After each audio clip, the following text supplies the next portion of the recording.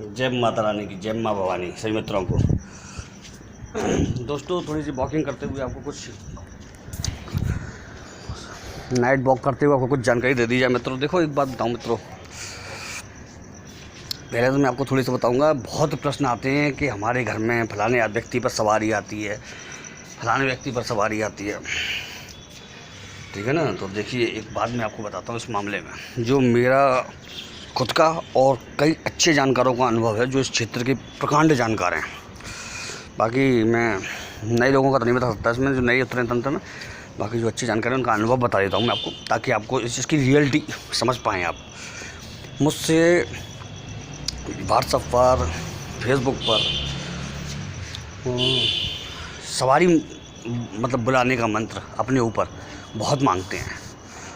अपने ऊपर सवारी बुलाने का, या किसी व्यक्ति को सामने बैठा करके उसके ऊपर सवारी बुलाने का मंत्र बहुत मांगते हैं, ठीक है। इसको हमारी भाषा में देव आवाहन मंत्र कहा जाता है, ठीक है। जिससे किसी के ऊपर देवता का आह्वान किया जा सकता है, किसी मनुष्य पर। अब आपको एक इसकी रियलिटी नहीं मालूम है। अगर आपको इसकी पक्की रियलिटी मालूम पड़ेगी और हम जैसे व्यक्ति बताएंगे, तभी आप विश्वास कर पाओगे। क्योंकि किताबों में तो इसके बारे में बहुत ऊल जलूल चीज़ें लिखी हुई हैं कि ऐसे सवारी बुलाएं, उससे ऐसे पूछा लें वगैरह वगैरह, उससे पूछताछ ऐसे करें। ये सब बिल्कुल मतलब एक जानकारी के अभाव की बातें हैं जो किताबों में, ठीक है। तो आपको पहले थोड़ी चीज़ें बताता हूँ मैं, जो मेरा प्रैक्टिकल ऐसे लोगों से रहा मिलने के बाद, और उनकी परेशानियाँ फिर मैंने देखी।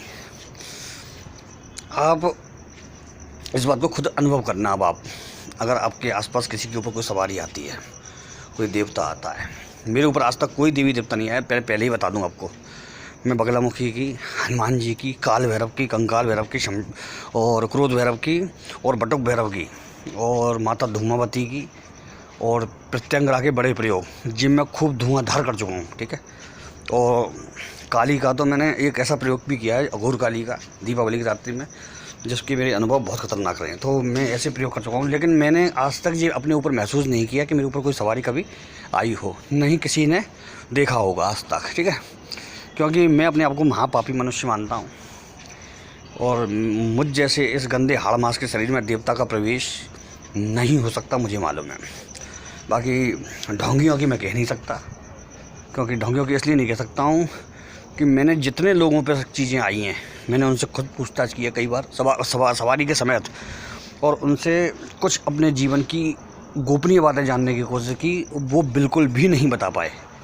मतलब मैंने खुद अपने जीवन की कि मैंने ऐसे सब उस समय पे क्या किया था, या मेरे संग ऐसी कौन सी घटना हुई थी कि मैं तंत्र में उतरा, इस क्षेत्र में आया, ऐसी कई चीज़ें पूछी। तो कोई भी मुझे जवाब 1% भी सही नहीं मिला। तो मैं उस चीज़ को थोड़ा सा इसलिए नहीं मानता हूँ, क्योंकि जब किसी पर देवता होता है तो वो 100% जवाब देगा। जितना हम ज्योतिष के हिसाब से बताते, कम से कम इतना तो बता ही सकता है, ठीक है ना। तो इसीलिए मैंने सब जगह यही देखा कि कोई भी चीज़ नहीं बता पाई कि क्या होता है। चलिए, मैंने फिर अपने बारे में कोई बात, चलो मेरे पे बंधन लगा, फिर मैं दूसरे के बारे में जानकारी ली, तो वहाँ भी 30-40% सही और 60% गलत। तो ऐसा हुआ।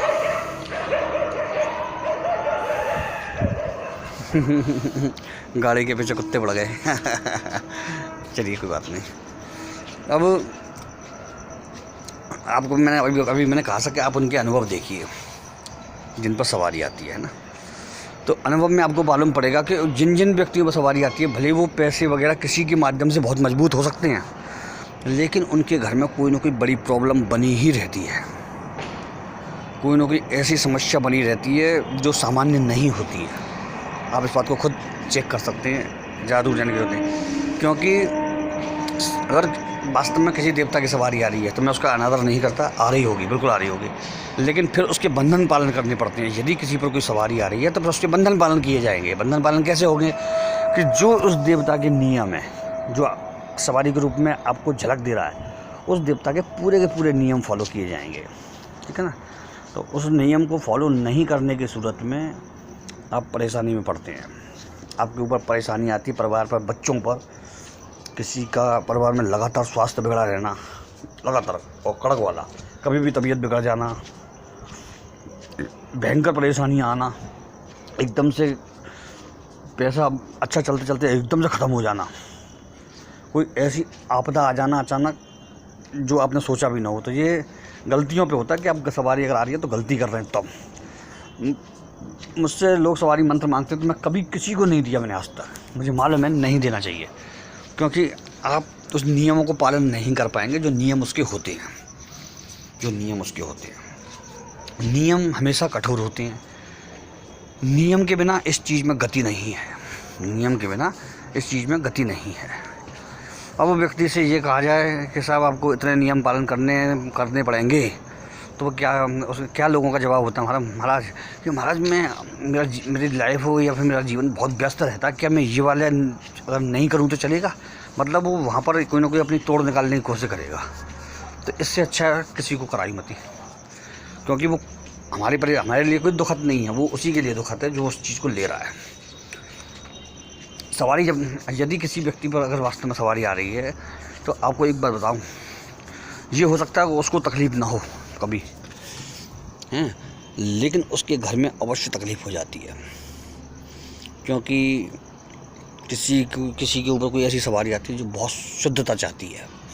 और यदि घर में उसके झूठा सूठा जगह जगह झूठे हाथ लग रहे हैं, बच्चों द्वारा गलती से ही लग रहे हैं भले ही वो, और मंदिर में भी झूठे हाथ लग रहे हैं, या फिर खाने पीने के बर्तनों में झूठे हाथ लग रहे हैं, पानी का गिलास झूठा पी करके और रख दिया अपने रसोई में, मतलब ऊपर सिंक के ऊपर उधर की तरफ ही वो टच हो गया दूसरे बर्तनों से, या फिर खाने पीने में कुछ झूठा सूठा इधर उधर रह गया और वो टच हो गया और बर्तनों से, तो वो प्रसाद भी मान्य नहीं होगा उस चौके का, उस चूल्हे चौके का प्रसाद भी मान्य नहीं होता है। तो अगर वो गलती से लगा भी लिया तो वहाँ दिक्कत आ जाएगी। और उस व्यक्ति ने जिस पर सवारी आ रही है उस व्यक्ति को अगर यदि गलती से दे दिया तो बड़ी दिक्कत हो जाएगी। इसलिए बहुत नियम होते हैं और नियम पालन नहीं हो पाते हैं, तो फिर होती है दिक्कत। और यहाँ से शुरू होती है दिक्कत। असली दिक्कत ये नहीं है कि क्या है उसमें कि सवारी कोई। अब दूसरी दिक्कत और, यदि किसी पर अचानक देवता की किसी की कृपा हो जाती है या किसी देवता के दूत आने लग जाते हैं, वो सवारी कहलाएंगे, ठीक है, दूत आने लग जाते हैं, और उस व्यक्ति में इतनी कैपेसिटी नहीं है कि उस शक्ति को वो झेल पाए, तो ध्यान रखिएगा ऐसे व्यक्तियों के साथ क्या होता है। जब उनके ऊपर कोई सवारी मतलब होती है सवार, तो जब वो जाती है तो उनका शरीर का सत्यानाश हो जाता है, मतलब वो शरीर बिल्कुल ख़त्म हो जाता है उनका, धीरे धीरे वो कमज़ोर होते चले जाते हैं अंदर से। आप इस चीज़ को हमेशा देख लीजिएगा ऐसे लोगों के।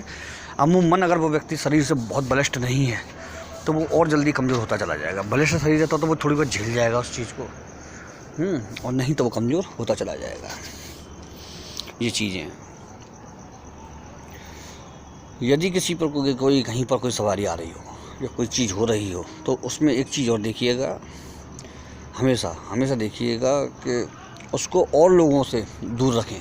यदि कोई सवारी किसी के पास घर में आ जाती है, अब इन सवारियों में देवता पितर या कोई गुजरा हुआ पूर्वज हो सकता है, तो उनको दूसरों से बिल्कुल अलग रखिएगा। कोई उनसे टच ना करे, केवल उनसे वार्तालाप करनी है तो वही करें। और उनसे एक चीज़ हमेशा कह के चलें कि जो मेरे बस में, कभी बहुत से लोग क्या कहते हैं जोश में मालूम है जो आप कहेंगे वही करेंगे आपके लिए, ऐसा नहीं है। जो हमारे बस में होगा और जो हम कर पाएंगे, जो हमारी क्षमता होगी वही हम आपके लिए कर पाएंगे। तो उतना ही बताएं हमें जितना हमारी क्षमता है।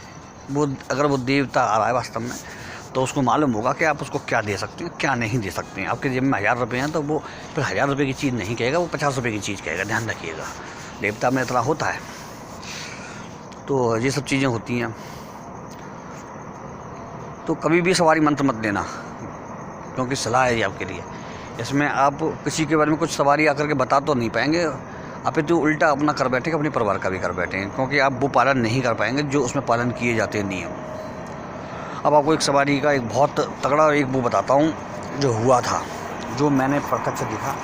मैं बहुत जगह गया तो माँ मुझे कुछ दिखा नहीं, है ना, वो कोई सही बात नहीं बता पाए, कुछ वगैरह कुछ हुआ नहीं था। लेकिन मैं एक जगह गया था, तो अब मैं वहाँ का बताता हूँ मैं आपको कि वहाँ एक शास्त्री जी थे। तो उन शास्त्री जी के बारे में कहा जाता था कि वो हनुमान जी के बहुत तगड़े भक्त थे। जी आज से 17 साल के पहले की, मतलब पीछे की बात बता रहा हूँ मैं आपको। और मैं उस क्षेत्र में उतरा ही था, मतलब नया ही था, मैं चल रहा था इसमें, ठीक है ना। मैं उस समय ज्योतिष भी सीख रहा था और तंत्र में चल रहा था।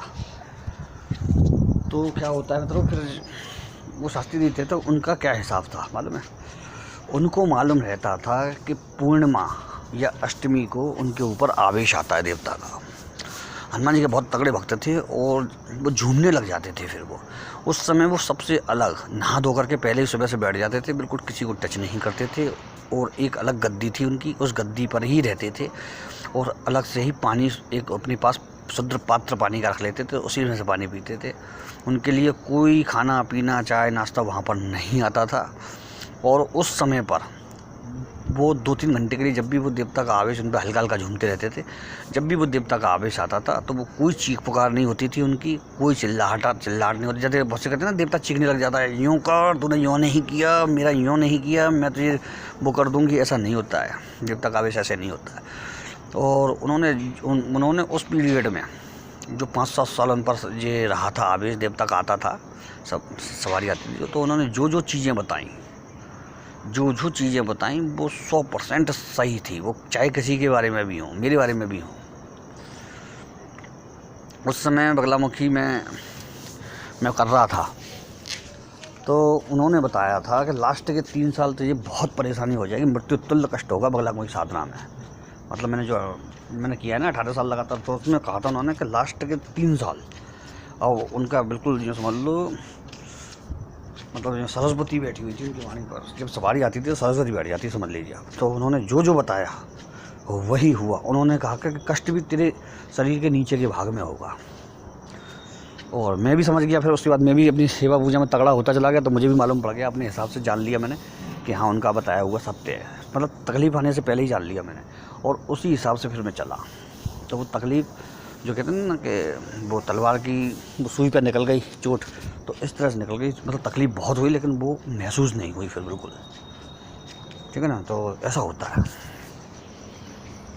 तो ये होता है, जो सच्ची सवारी होती है वो ऐसे आती है, ठीक है ना। मतलब थोड़ी सी जानकारी आपको सवारी करने में जो आप बार बार मंत्र मांगते हैं उसके हिसाब से देनी थी, दे दी। बाकी दिक्कत कोई नहीं होती।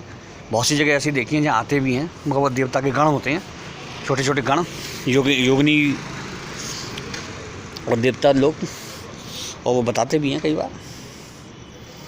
बाकी जो सही सवारी होती है उसके 100% सही निकलते हैं। बाकी तो 40% का रेशियो होता है जो गण वगैरह का होता है, तो उसी हिसाब से होता है ये। चलिए मित्रों, एक बहुत जोर की वीडियो मैं आपके लिए डाल रहा हूँ, जो आपको एस्ट्रोलॉजी वाले ज्योतिष हस्तरेखा बाय मनोज नागर पर मिल जाएगा अभी थोड़ी देर में। उसमें आपको बहुत अलग तरीके के हटके नॉलेज डाल रहा हूँ, ऐसा देखिएगा। जय माता रानी, जय माँ भवानी।